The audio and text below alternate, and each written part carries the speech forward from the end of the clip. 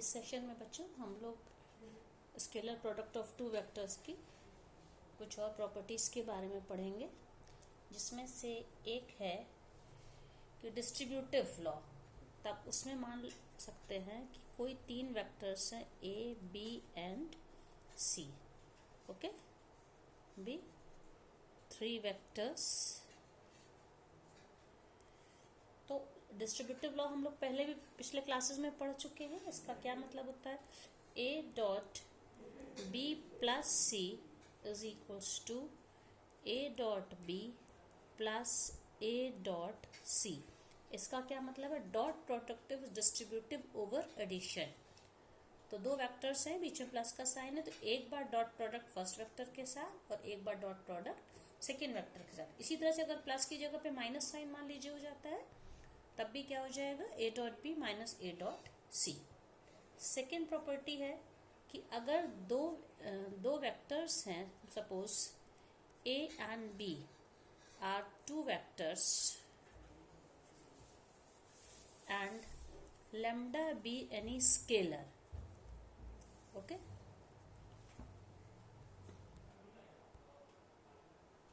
हाँ, तो इसमें बच्चों ये लैम्डा कोई स्केलर है, तो हम कह सकते हैं लैम्डा टाइम्स वेक्टर ए का डॉट प्रोडक्ट अगर बी के साथ लें तो जो वैल्यू मिलेगी वही अगर हम ए और बी का डॉट प्रोडक्ट लेके उसको लैम्डा से, क्योंकि डॉट प्रोडक्ट एक नंबर है, स्केलर है, ठीक है, तो ये मिलेगा।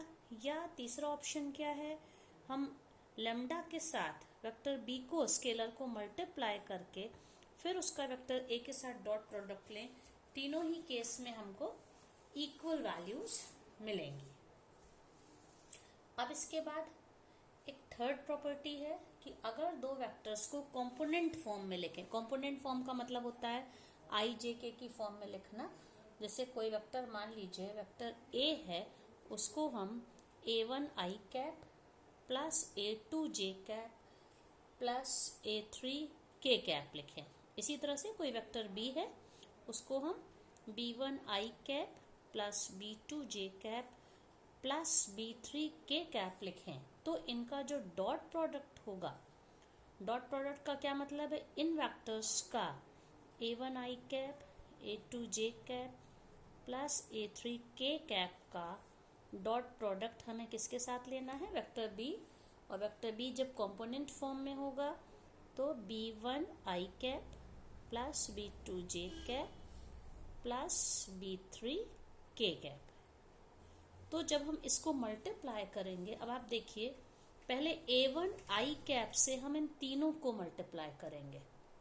ओके, a1 आई कैप से हम पहले a1 आई कैप से b1 आई कैप को करेंगे, तो क्या हो जाएगा? a1 b1 और आई कैप को आई कैप से dot product I dot I क्या होता है? 1। अब इसके बाद a1 आई कैप को b2 जे कैप से करेंगे। a1 b2 तो मिल जाएगा, लेकिन आई डॉट जे होने की वजह से ये टर्म 0 हो गया। इसी तरह से a1 आई कैप को जब third component b3 K cap से मल्टीप्लाई करेंगे, तो यहाँ पे i का k के साथ, आई कैप और के कैप का डॉट प्रोडक्ट होने से ये टर्म भी 0 हो गया। मतलब इससे इन तीनों को मल्टीप्लाई करने पे सिर्फ ये वैल्यू हमको मिलेगी आई कैप डॉट आई कैप 1 होने की वजह से a1 b1, अदर वैल्यू 0 हो गई। अब यही काम हम a2 जे के साथ इन तीनों को मल्टीप्लाई करके करेंगे। a2 जे कैप को जब b1 आई कैप से करेंगे, जे कैप डॉट आई कैप, ये 0 हो गया, ये पहले ही हम लोग डिस्कस कर चुके हैं। अब a2 जे कैप को b2 जे कैप के साथ इसका डॉट प्रोडक्ट लेंगे, तो क्या हो जाएगा? a2 b2 J cap dot J cap is 1, तो ये वैल्यू 1 हो गई। अब a2 जे कैप को थर्ड वाले b3 के कैप से लेंगे, तो वही होगा जे कैप डॉट के कैप इज 0, तो ये वाला भी 0 हो गया। तो इससे इन तीनों को मल्टीप्लाई करने से इसके और इसके साथ 0 हो गया, सिर्फ इसके साथ वैल्यू मिली a1 b2। इसी तरह से a3 के कैप का जब इन तीनों से लेंगे, तो k और आई कैप ये 0 हो गया, के कैप डॉट जे कैप ये भी 0 हो गया, सिर्फ ये वाला हमें मिलेगा, दैट इज a3 के कैप प्लस b3 a3 के, सॉरी, ये क्या हो जाएगा? a3 b3 K cap dot के कैप इज 1। तो इस तरह से जब कोई भी दो वेक्टर्स कंपोनेंट फॉर्म में हैं, उनका जब हम डॉट प्रोडक्ट लेते हैं तो तीनों कंपोनेंट का करस्पॉन्डिंग मल्टीप्लिकेशन के सम के फॉर्म में हमें इसका डॉट प्रोडक्ट मिलता है। अब जैसे मान लीजिए वेक्टर ये है 2i कैप प्लस जे कैप प्लस 2k कैप, और वेक्टर बी मैंने ले लिया मान लीजिए i cap minus J cap plus k cap. अब इन दोनों का जब डॉट प्रोडक्ट लेंगे इस फॉर्मूले से, दोनों के i के कोफिशिएंट 2 into 1, ओके, फिर क्या होगा प्लस j का यहाँ पे कोफिशिएंट 1 है, यहाँ j का कोफिशिएंट -1 है, तो माइनस हो गया 1 into 1। फिर उसके बाद दोनों के k के कोफिशिएंट्स के multiplication, that is +2 into +1, 2 into 1, तो क्या मिला 2 - 1 + 2, 2 + 2 4 -1 दैट इज 3। इस तरह से हमको a डॉट b की वैल्यू मिलेगी अगर ये कंपोनेंट फॉर्म में है। ओके, अब बच्चों हमारा जो नेक्स्ट टॉपिक है वो है projection of a vector on a line. Projection of a vector on a line, इसको हिंदी में कहते हैं किसी सदिश का, वेक्टर मतलब सदिश का किसी लाइन या रेखा पे प्रक्षेप। प्रोजेक्शन को क्या कहते हैं? प्रक्षेप। तो इसके लिए हमको एक डायग्राम से समझना पड़ेगा। मान लीजिए एक वेक्टर ए बी है, ठीक है, वेक्टर ए बी है और एक गिवन लाइन है एल।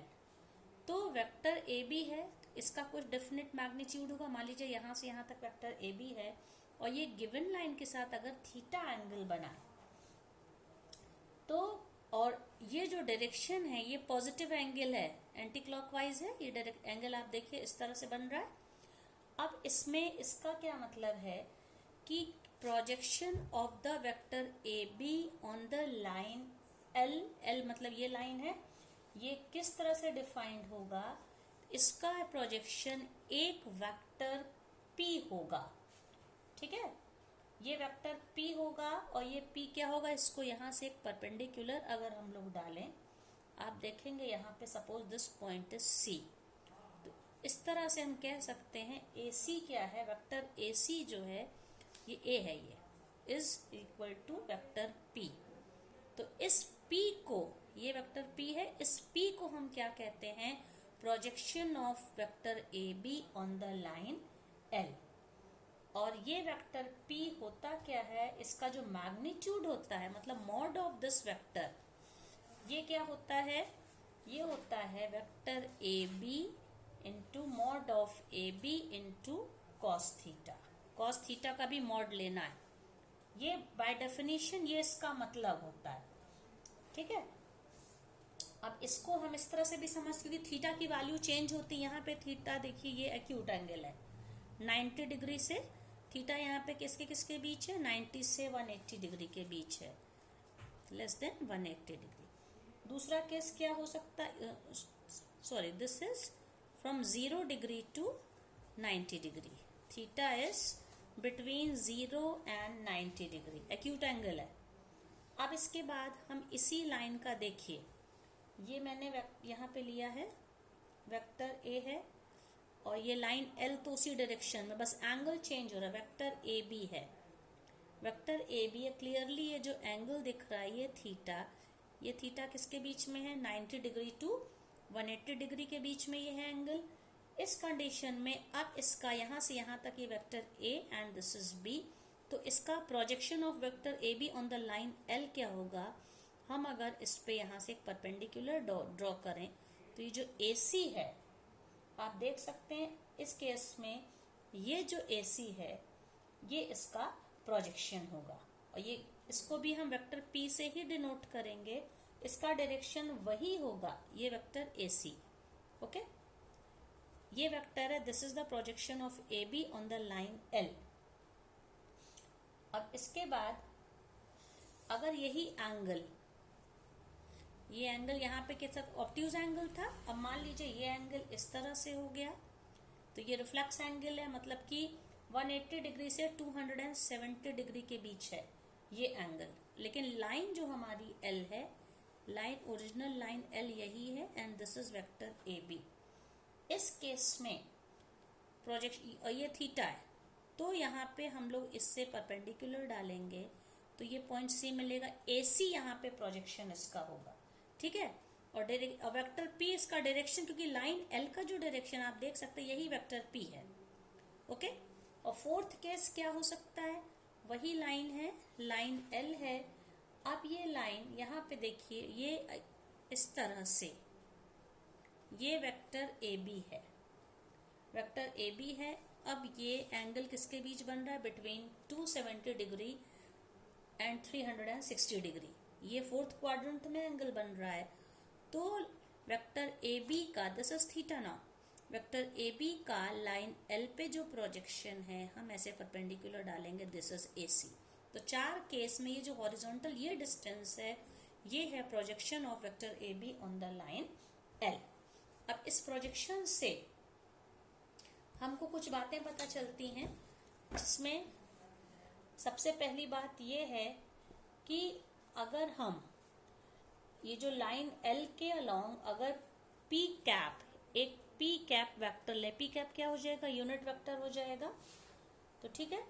तो लाइन एल पे जो ए का जो प्रोजेक्शन है उसको हम इस तरह से ए डॉट पी से हम निकाल सकते हैं, ठीक है।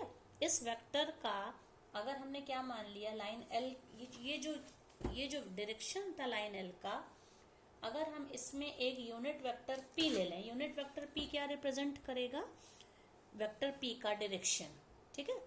तो इस कंडीशन में जो प्रोजेक्शन होगा ये क्या होगा, ए डॉट पी कैप। ए डॉट पी का क्या मतलब है, mod of A into mod of P cap into दोनों के बीच का एंगल कॉस थीटा। तो आप देख सकते हैं मॉड ऑफ ए को अगर हम लोग ए बोले, यहाँ पे मान लीजिए ए है, इसका मॉड 1 है, ए कॉस थीटा, यही मैंने शुरू में बताया था बाय डेफिनेशन ये क्या होता है, ए कॉस थीटा प्रोजेक्शन होता है। अब इससे हम एक और डेफिनेशन हमको मिल सकती है कि अगर ए और बी कोई भी दो वेक्टर हैं, if A and B are any two vectors, तो हम कह सकते हैं कि प्रोजेक्शन ऑफ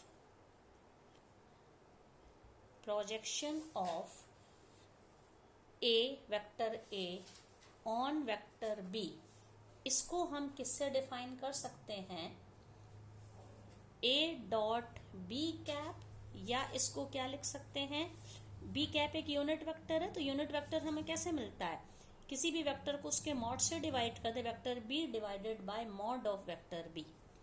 या इसको हम क्या लिख सकते हैं, हम 1/b को इधर कर लें तो हम क्या लिखें इसको, ए डॉट बी, ठीक है। तो ये projection of vector A on the vector B by definition क्या हो जाएगा, ए डॉट बी को जिसके ऊपर हमने डाला उसके मॉड से डिवाइड कर दें। इसी तरह से अगर हम कहें projection of vector B on A बोले तो ये क्या हो जाएगा, इसका प्रोजेक्शन क्या हो जाएगा बच्चों, उल्टा हो जाएगा। तब ये अब हमारा क्या हो जाएगा, बी डॉट ए कैप, ठीक है। तो ये क्या हो जाएगा, 1/मैग्नीट्यूड of A and vector B. इसी फॉर्मूले से देख लीजिए, बी डॉट ए लिखें या ए डॉट बी लिखें,